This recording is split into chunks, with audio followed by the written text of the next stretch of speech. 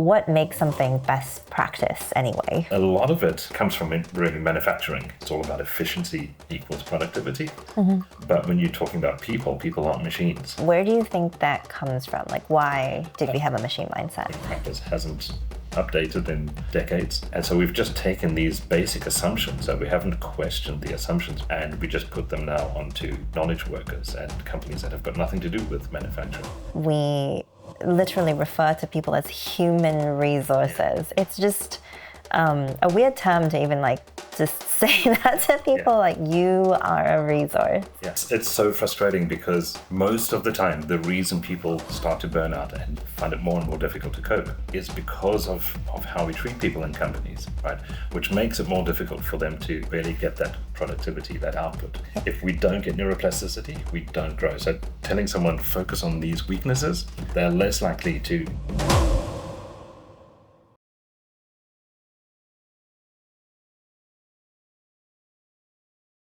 Hi, welcome back. This is the enThriven podcast, and we're your hosts, Duncan and Kin.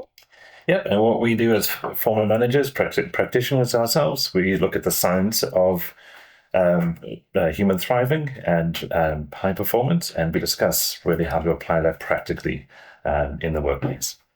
Yeah, and this episode is called Best Practice is Not Best, Why Common Management Practices Actually Fail You. And so we're going to talk about some of the management myths out there and what the research really says.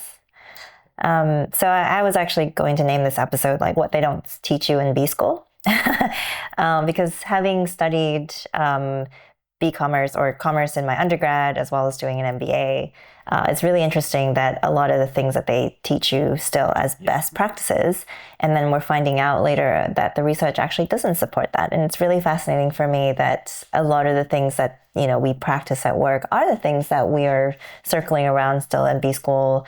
They are, frameworks and things that have been passed down for decades, and yet we're still seeing the issues that we see today. And so it's not, I think what I've read is that it's not to say that they don't necessarily work, but they are now obsolete structures with new research that's coming out. So first, let's talk about what makes something best practice anyway. Yeah, that's an interesting question. I think when people say best practice, like at work, somebody says this is best practice, what they usually mean is either this is what I did in my previous company, or this is what I've read an article on the internet, or this is my opinion and I don't want any discussion about it. Of course, in B school and that there are things that are pushed as best practice. But a lot of it comes from really manufacturing. It's manufacturing best practices. So how to have a really productive assembly line. So Six Sigma and all of this, it's all about efficiency equals productivity.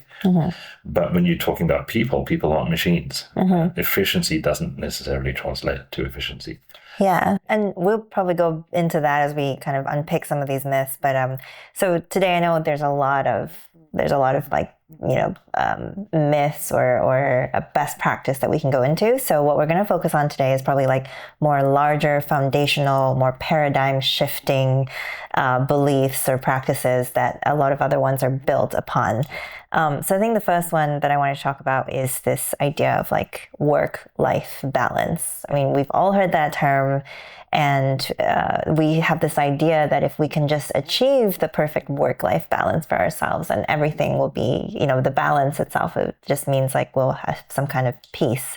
But the term work-life balance in itself kind of implies that work is separate from life. Like you do work from 9 to 5 and it's a necessary evil with consequences. You sacrifice that so that they'll leave you alone for the 5 to 9 where you can finally get on with life. And the idea in work-life balance too that I found at work is or in, some of our workplaces is that mental health is something that you do outside of work, or it's a consequence. It's a sacrifice that comes out of the stress that you get at work. Yeah. It's interesting, the mental health initiatives that companies do, and it's great that they do them. But the assumption always seems to be that it's separate from the actual work that you do, right? So breathing exercises, or it's how to be have gratitude and this sort of thing.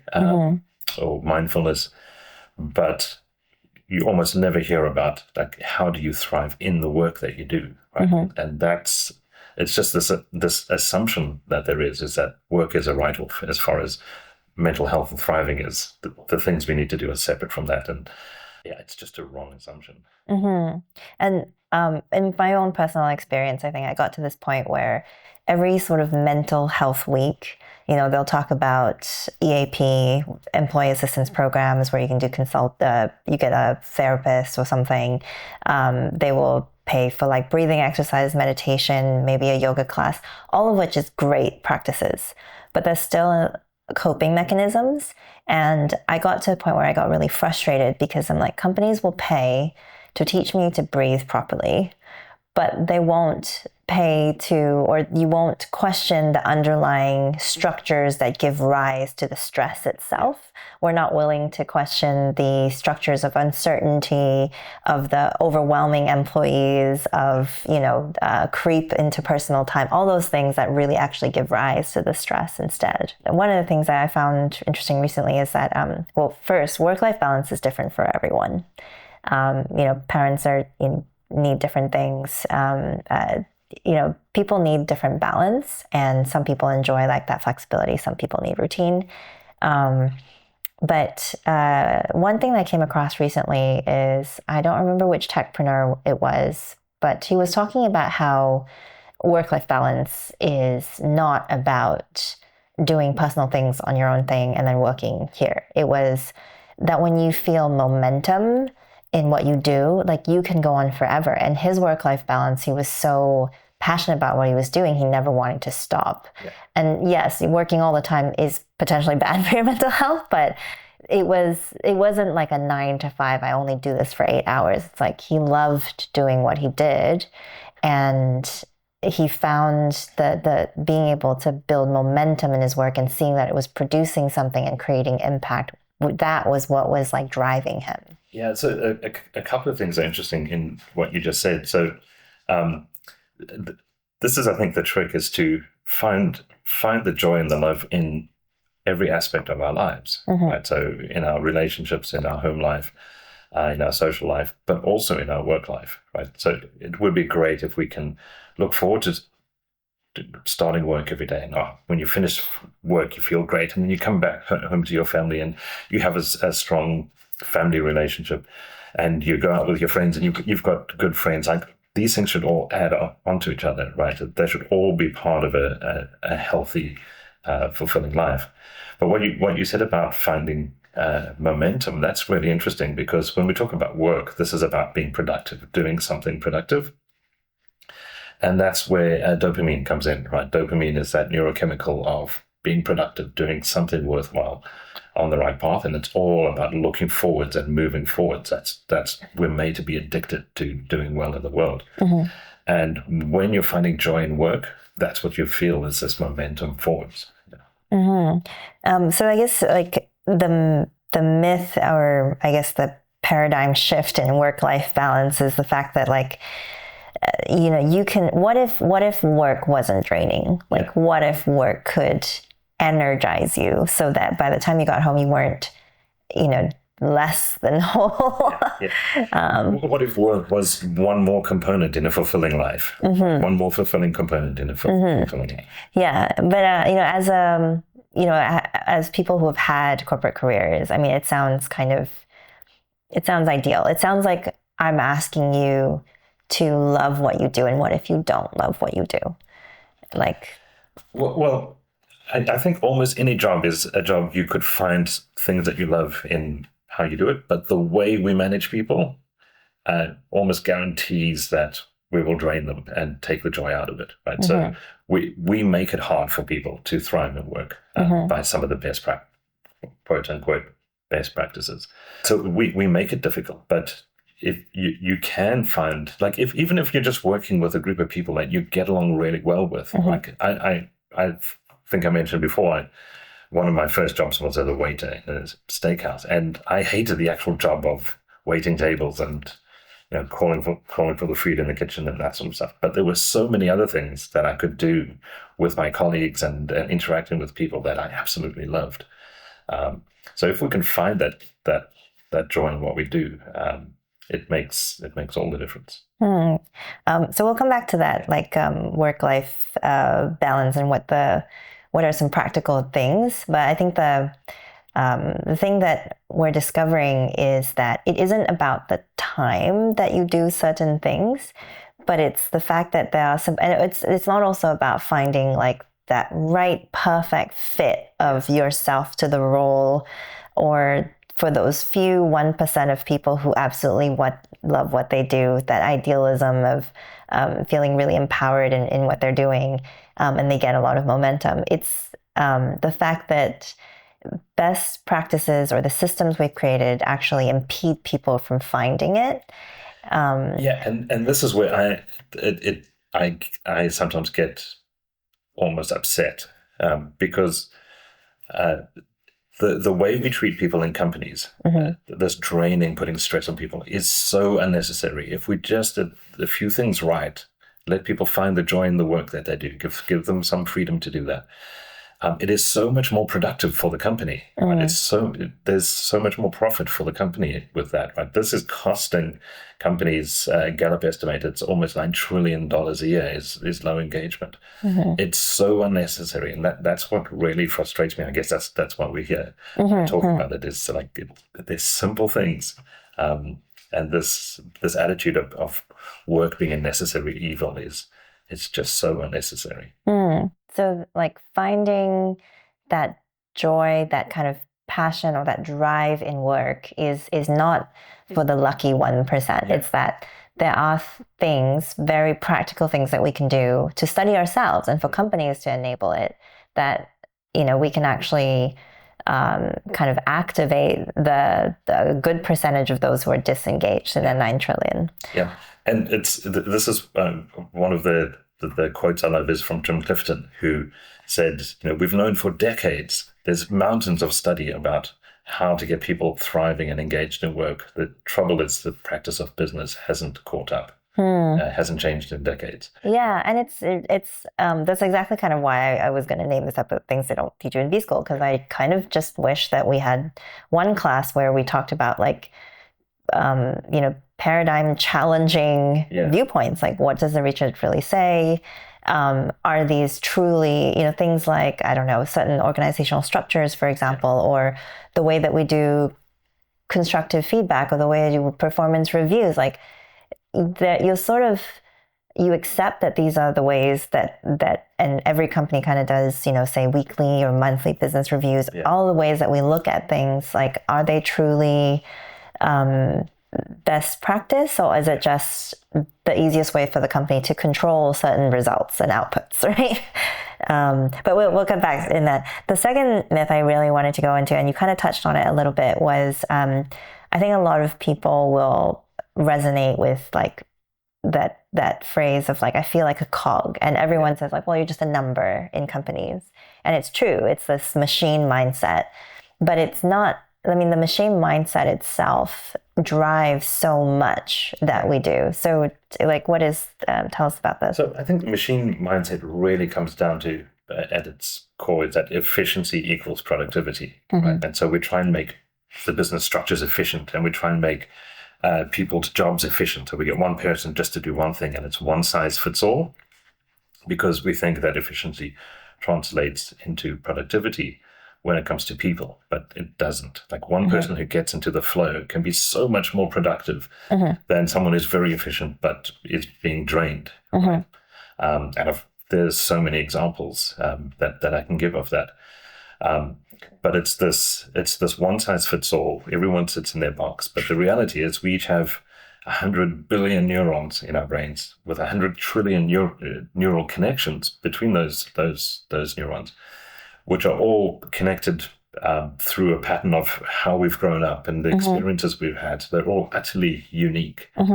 So if one person is so utterly unique, 1 in 100 trillion, a team is extremely unique, and a company is mind-bogglingly unique, right? And we treat people like these inorganic systems where everyone's the same. But the reality is, teams and companies are organic systems, and we need to treat them like organic systems. And that's completely different from how you would treat an inorganic system. And so taking a step back, where do you think that comes from? Like, why did we have a machine mindset? I think it's easier. For one thing, it's easier just to think of people in terms of machines. If I'm trying to understand you, it's easy to just project myself onto you. But I think really it comes out of the industrial revolution. Amazing productivity that we saw in the industrial age and in manufacturing. It was all about assembly lines and how to get them really, really efficient. And that's getting everything to do the same thing, right? And so we've developed methods like Six Sigma and others, which are all about efficiency. And that's just carried over, I think. And I think this is probably what Jim Clifton is talking about, is a management practice hasn't updated in kind of decades. And so we've just taken these basic assumptions that we haven't questioned the assumptions behind it. Maybe we're not even realizing that they're assumptions we're making. And we just put them now onto knowledge workers and companies that have got nothing to do with manufacturing. Although it's interesting, I had a friend who used to consult with Toyota back in South Africa.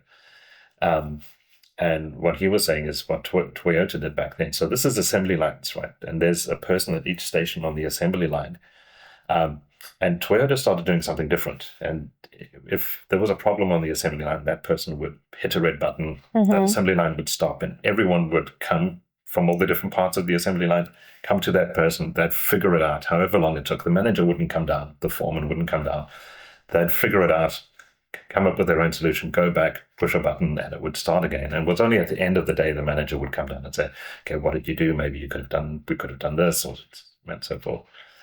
So they were compromising efficiency in their assembly line. But within a few years, they had a workforce in the assembly lines that could adapt to anything, and nobody could compete with them, right? It revolutionized how they did. So even in manufacturing, if you treat your humans like humans, it's still much more productive, right? But we try and treat everyone like machines, because we used to try and have, when manufacturing started, we didn't have all the machines, right? You had a person screwing on the lid of the toothpaste tube. That was their station on the thing. And then we got machines to do those things better, because machines do that sort of stuff better, right? And took all of those jobs. But we've carried that on, and now we have in knowledge workers, we're doing the same sort of things, treating all these jobs like machines, and now AI is coming along and can do a lot of those jobs better. We wonder why, right? Well, we're treating people like machines. That's not how people function very well. Actually, to pull out too, I always found it really weird and interesting that we literally refer to people as human resources. It's just a weird term to even just say that to people, like, you are a resource. And you're a human resource in addition to, all these other resources that we have. It's almost like your value is your value as a resource. Right. And that's it. And it builds up into this thing where, then people view themselves as their output, which contributes a lot to, I think it builds the foundation of a lot of mental health issues, that you conflate a lot of your identity with your output, your performance metrics. And then when people kind of can't produce for whatever reason, whether it's something at work, a cultural issue, whether they're burnt out and going through mental fatigue or any of those things, and they can't produce, they suddenly kind of devalue themselves, because they're like, if I'm a machine and I'm not doing what I'm supposed to be doing, then this cog is worthless. And it's so frustrating, because most of the time, the reason people start to burn out and find it more and more difficult to cope is because of how we treat people in companies, right? Which makes it more difficult for them to really get that productivity, that output. So it's costing companies so much money. In fact, I saw a study just the other day that estimates almost 10% of programmers, just under 10%, are ghost programmers. They hardly do any work, right? Some of them are earning $200,000, $300,000 a year. They're hardly doing any work.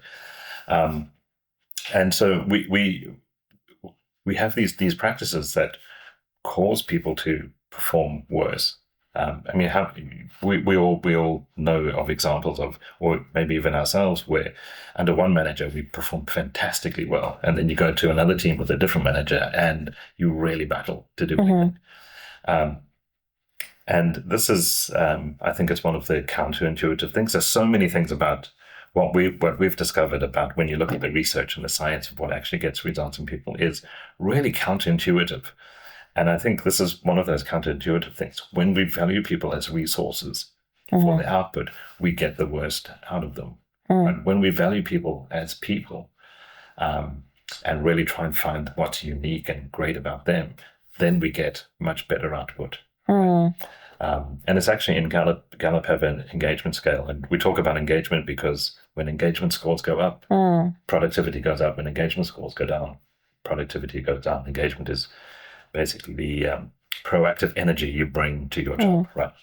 One of Gallup's questions in their 12-question engagement scale is someone at work, my manager or someone at work seems to genuinely care about me as a person. It makes so much difference. So when we put the true value of people on people, rather than just this cog in a machine value, companies will get so much more value out of them because that's where the value comes from.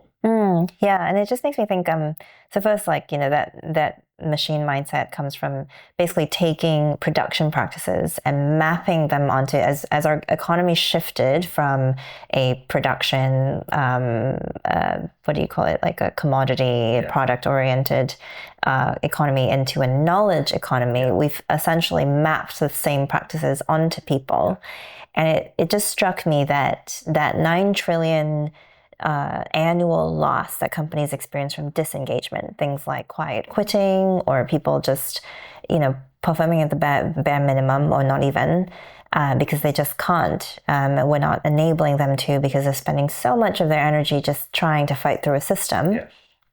I'm not even sure if that 9 trillion takes into consideration the loss of innovation of people performing at their best. If they were truly performing at their most creative potential, innovating as they should. I mean, that's just what you lose by people not performing, at, whatever they're supposed to do. Not even like the creative potential that they could be. I'll give you an example. I had a guy in one of my teams, and he was always, so we were a software development team, right? And he was always frustrated that our specs, our implementation specs weren't up to what he thought they should be. And he was a mid-level programmer. Now, he wasn't a negative person. He was a very positive, very dedicated person, but primarily one-to-ones, he kept expressing this frustration. And I was a bit confused because our team did the most detailed specs of any team, right? And so my initial thing was, okay, you have really high standards of yourself, try to tone it down a bit, basically saying to him, tone down who you are a bit, right? Don't be so much like you. And it didn't work because he was still frustrated by it. So then I said to him, okay, for our next feature, which was going to be our biggest feature, why don't you do the implementation spec? And then I went to the senior programmers and said, please just watch him, make sure he does it properly. And for 2 days, I was kind of watching with him, when is he going to do this, right?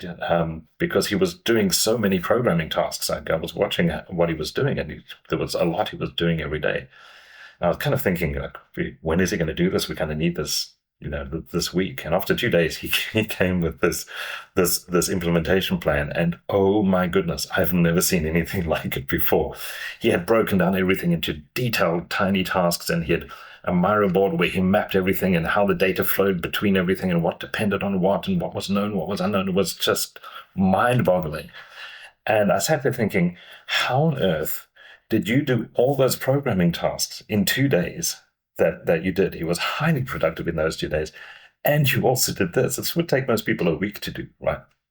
And you would look at that and think, well, that's inefficient. But for him, he was getting into the flow, right? So those neurochemicals were going, and it was something like, yes, this is, when I saw that, I realized, now I understand why you're frustrated, right? If that's how your brain works, no one else's brain works like that.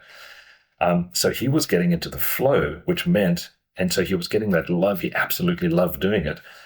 his other work productivity shot up, and he managed to somehow do that so quickly.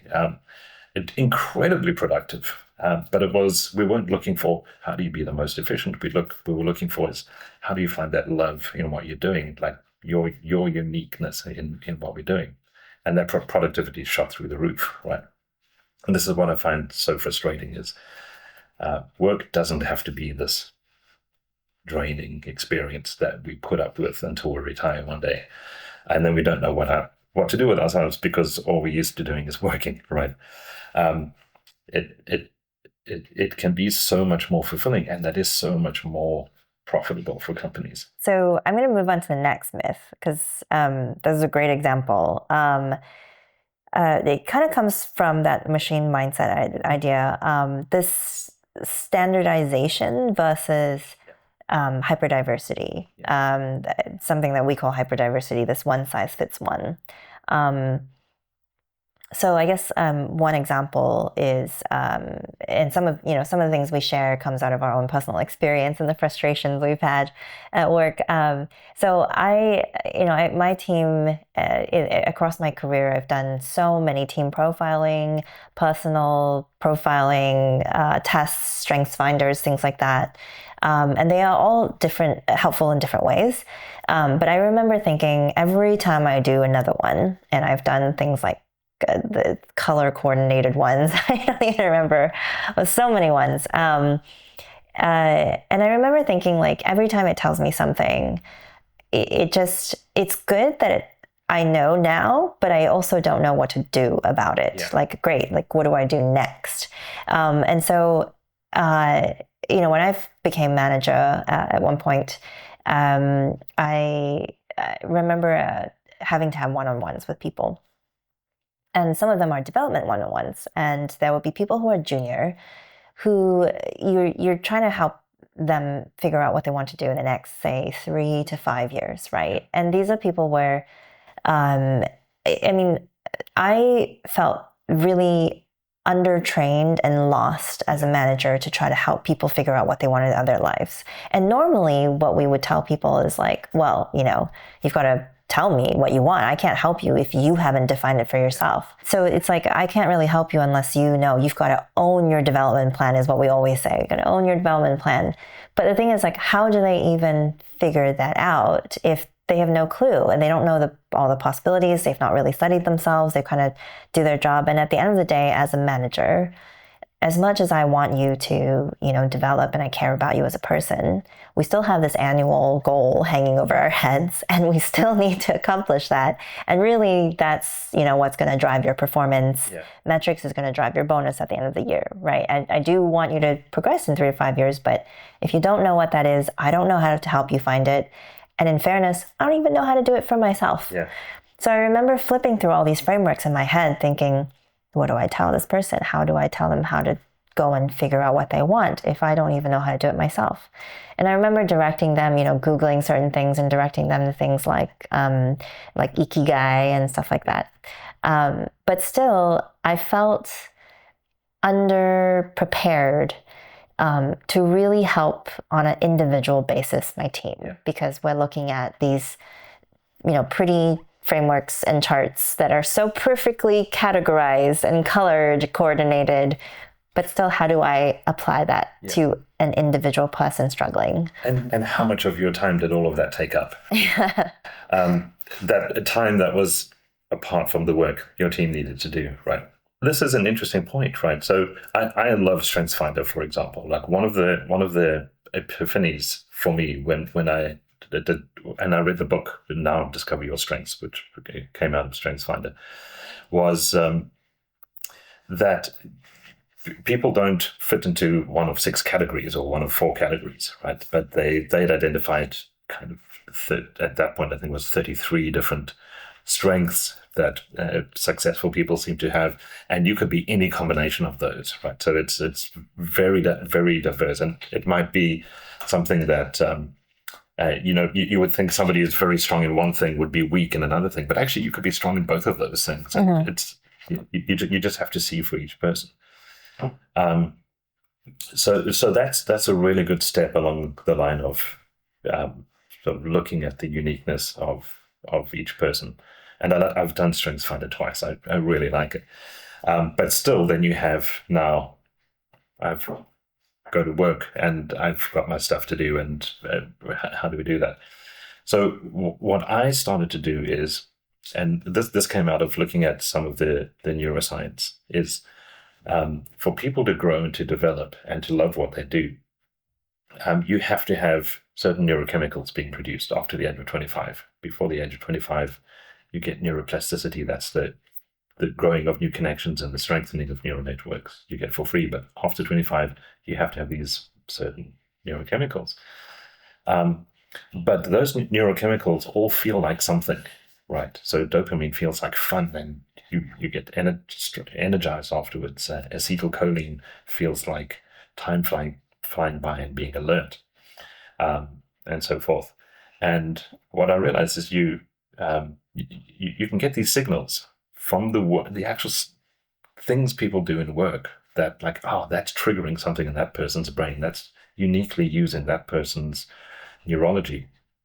And then the coaching is much easier. It's like, where did we see these signals in you in the last week? And how can you do more of those sorts of things? And how can you sample a wider variety of things to do so that we can get more signals and get more of those lights going on, right? So this guy that I mentioned with the planning, his name's Kimon, like absolutely golden guy, like such a good guy. Well, I realized that he was being frustrated by something that no one else was frustrated by. And for me, it was puzzling. Why is he frustrated? But that's a signal that his brain works in a particular way, that he can bring something to the team.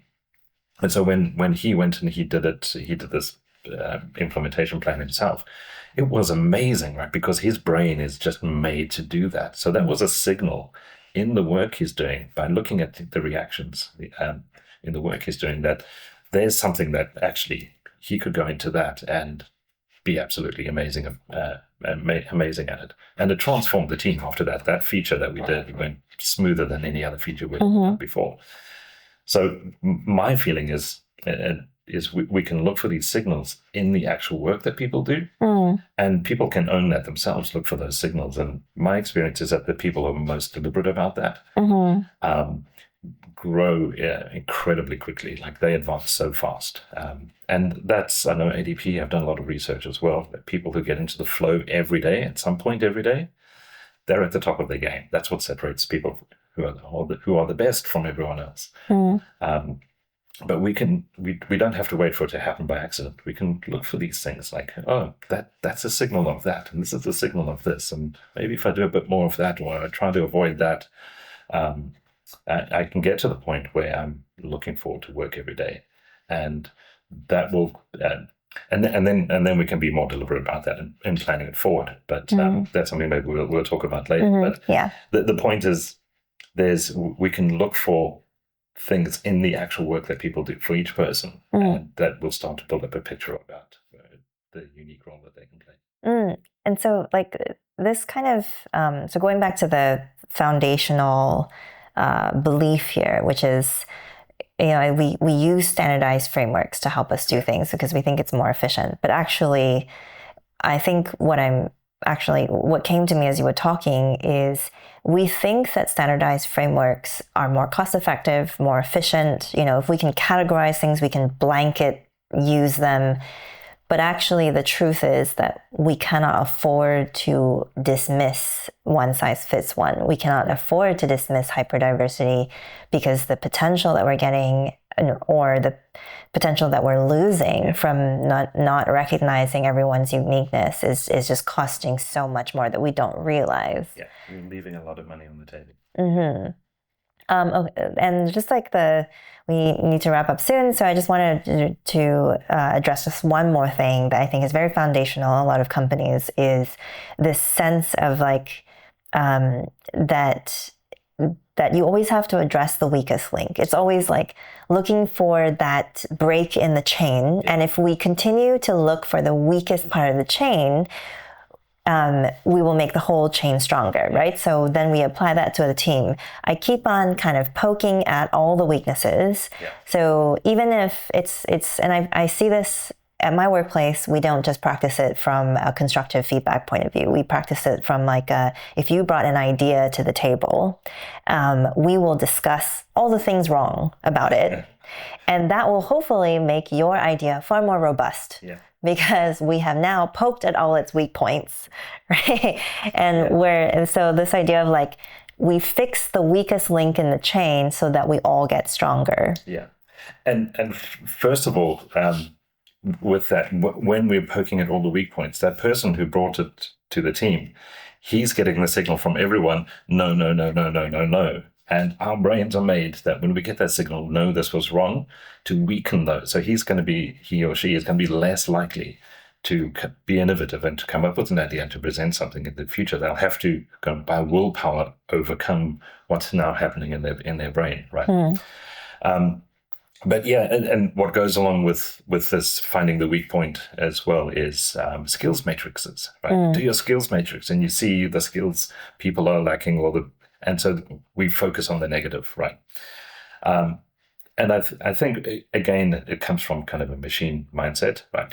If your car is running smoothly, it's fine, but there's that one noise that you're not sure what should be making. That's probably something that's going to break down, so focus on that. That's great for machines. It's not how people work, right? Or in the production line, you always look at what is the part of the production line that's costing me the most, or the part of the production line that is taking the most time. And you keep on fixing these things, and overall, your whole production line gets more efficient. Yeah, and again, this is efficiency, right? Yeah.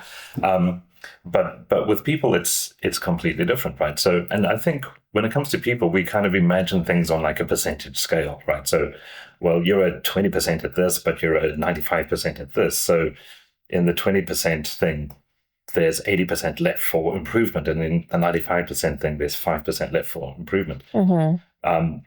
But that's constructed. In reality, there's no top of the graph, right? The reality is that if I focus on that 95% thing, that's things where my brain is uniquely made to thrive. Like that's the strongest connections I have. That's where I'm going to make new neural connections. That's where I'm going to get these neurochemicals being produced that promote neuroplasticity.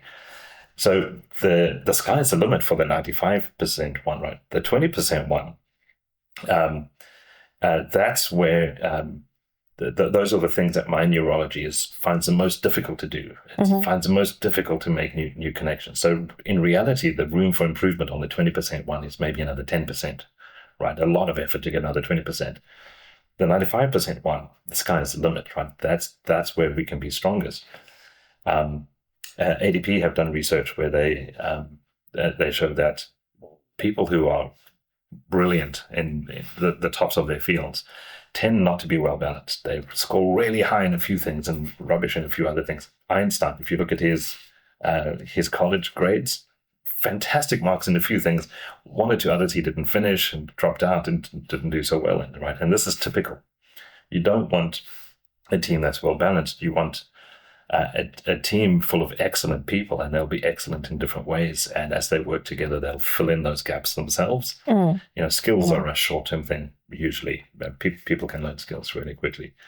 But if we focus on what's really working, so in that proposal you were talking about, if you focused on like what's the goal here, like what do we see, what's the opportunity here, we focus on that first. And then if there are weaknesses that are causing a problem, obviously they need to be dealt with, like potential failure points, those need to be dealt with. But you don't get to excellence by preventing failure, right? You just get to not failing that way. Excellence is a whole different thing. Excellence is about focus on what's great and then build on that, and how do we make that even better. Yeah, and this is, I think, most typically applied in like performance reviews. Yeah. Because we always look at, okay, performance reviews, what have you done in the last 6 months to a year? And, you're scoring, you're really great, 9 out of 10 on these ones. People have fed back and said you're really good, but here's like where you need to work on. Yeah. And it's almost treated as if the answer to you getting your next promotion is you fixing this part. Yeah. Or you not getting further ahead in certain things is because you're not good in these things. So if you bring these 2 or 4 to an 8 or 9, then you will fix, your career, you fix your problems or whatever. And it's not to say that you can't work on your weaknesses, that you are set in who you are.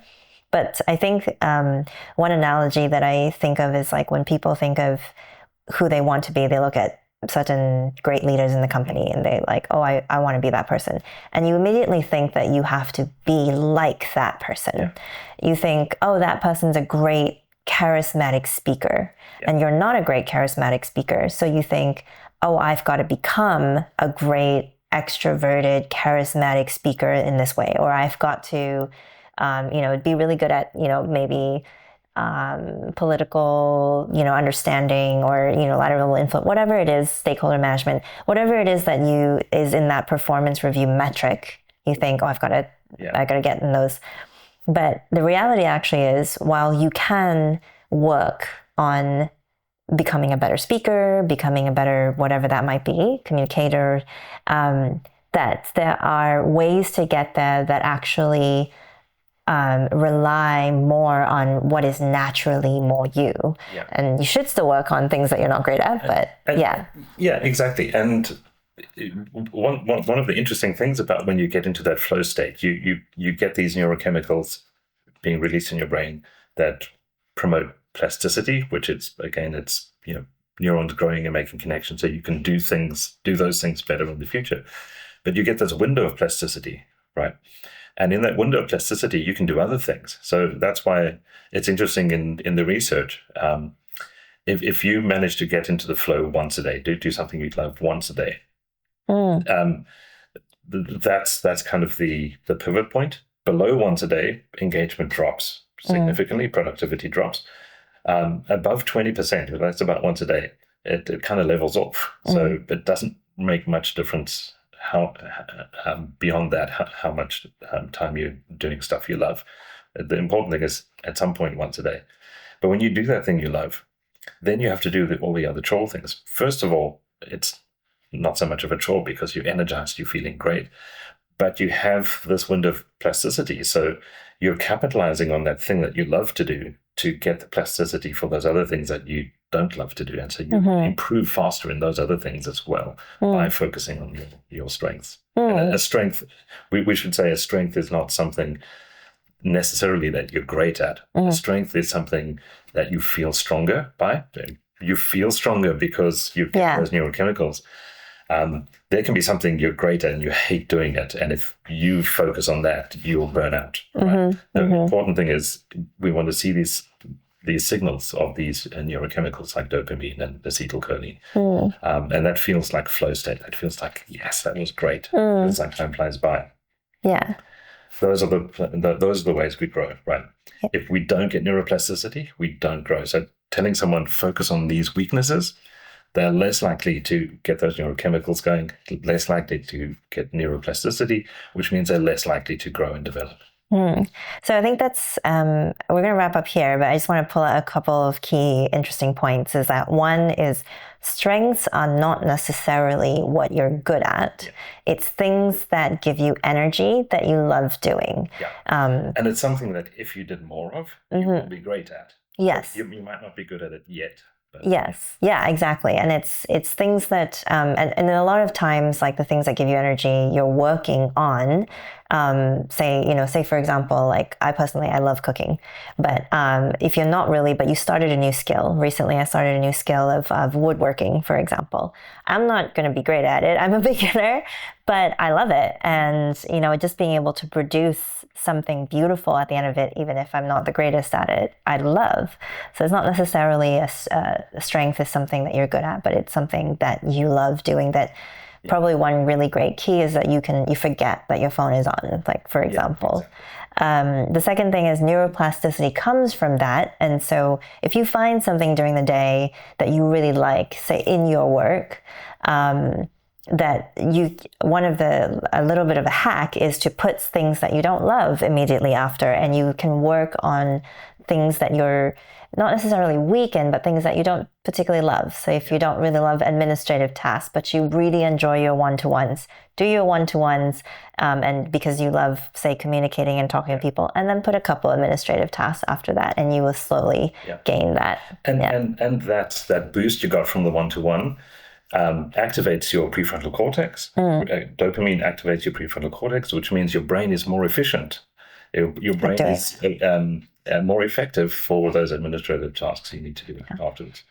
So we'll come back around and talk about a few things that, what all these myths and foundational beliefs actually kind of influence. So I think some of the things we talked about, like performance reviews, constructive feedback, they're all like much larger topics that we can't really delve in such a short episode. So we're actually going to kind of go deeper into them and expand on them in later episodes. But I just wanted to first, set the tone and context for all of these things before we dive in.